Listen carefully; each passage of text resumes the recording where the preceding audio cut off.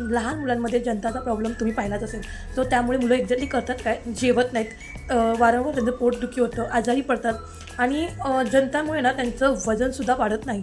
So हे तुम्हाला कारणं जर दिसत असेल तुमच्या मुलांमध्ये, आता मुलं म्हणजे किती वर्षापर्यंतचं, 1 वर्षापासून ते 12 वर्षापर्यंतची सर्व मुलांमध्ये जंताचा प्रॉब्लेम होतो.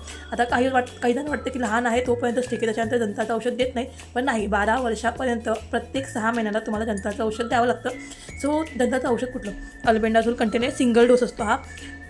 ॲज अ फार्मसिस्ट म्हणून मी म्हणजे 6 महिन्यात तुम्हाला जर घ्यायची असतं तरी डॉक्टरांच्या सल्ल्याशिवाय स्वतःहून घेऊ नका, बिकॉज त्याचे प्रिकॉशनसुद्धा असतात. 10 ml सिंगल डोस असतो, पण लहान मुलांना आणि age wise weight wise doctor वेगवेगळे म्हणजे डोसेस देतो. जसं की 10 ml 5 ml मध्ये डिवाईड करून देऊ शकतो, किंवा 3 ml 2 ml जसं त्याचं वेट असेल त्यानुसार डॉक्टर डिवाईड करून देतो.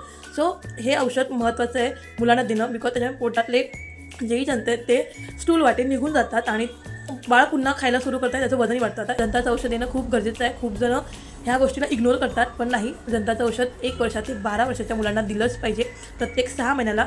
आता तुम्ही स्वतःच्या म्हणजे सांगितलं आहे कोणीतरी किंवा माहिती पडलं की देतात म्हणून स्वतःच्या ह्याच्याने देऊ नका, बिकॉज ताप असेल किंवा सर्दी खोकला असेल तर ते औषध अवॉइड करायचं असतं. ते औषध देत नाहीत त्या म्हणजे त्या पिरियडमध्ये. सो 6 महिने झाले तुम्ही औषध दिलात, त्यानंतर डॉक्टरांना 6 महिने आता चला आता 6 महिने होणार आहेत, मुलाला औषध द्यायचं आहे किंवा मुलीला औषध द्यायचं आहे. सो डॉक्टरांकडे जाऊन आता आम्ही 6 महिन्यापूर्वी दिलं होतं तर आता देऊ का, डॉक्टरांचा सल्ला घ्या आणि मग द्या.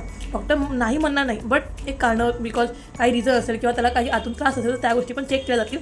तर त्या गोष्टीचं लक्ष देऊन झेंटल म्हणजे जंताचं औषध लहान मुलांना देणं खूप गरजेचं आहे, बिकॉज त्यामुळे मुलं जेवत नाहीत, चिडचिडी होतात, वजन वाढत नाही आणि त्यांचं इम्युनिटी पॉवरसुद्धा कमी होते. सो ह्या गोष्टीचं लक्ष द्या आणि अशाच वेगवेगळ्या व्हिडिओसाठी माझ्या चॅनलला सबस्क्राईब नक्की करा.